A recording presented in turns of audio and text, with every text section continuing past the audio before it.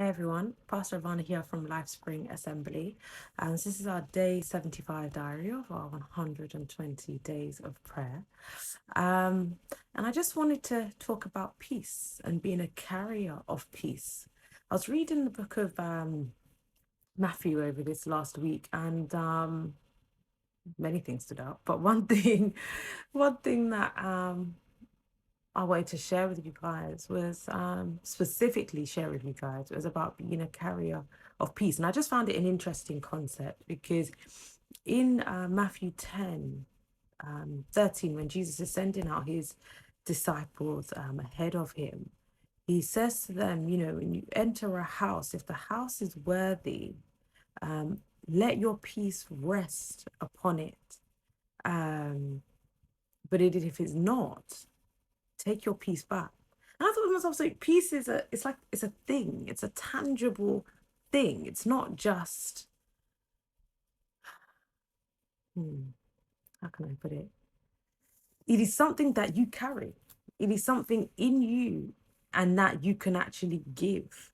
Um, so it is not that it just radiates from you. And so, for example, someone comes into your house or you'll have friends who are around you and you always just feel at peace when they're around you. It's because there is peace in you.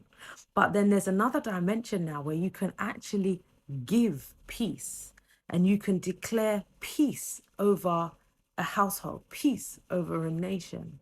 So as we're kind of thinking about intercession, and we're praying on the behalf of others who cannot pray, as a carrier of Christ and the kingdom, you actually have something tangible to give. So I've been speaking to some people and they'll say like, oh yeah, around my friends and that, my friends always, wonder why is it when everything else is like going terribly, you're always just at peace, you're always so calm and you just stay happy. Like they've even said to, some people question if they're on drugs or something. It's like, why are you always just so happy? It's because we have peace. We have this thing called peace.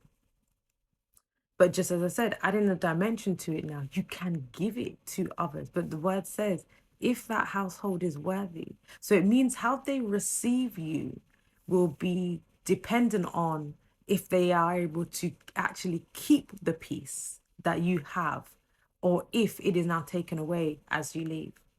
I just want you guys to just think about that. One, being a carrier of peace. How do you enter into being an active carrier of peace? And then also entering the next dimension of dispensing peace. Amen.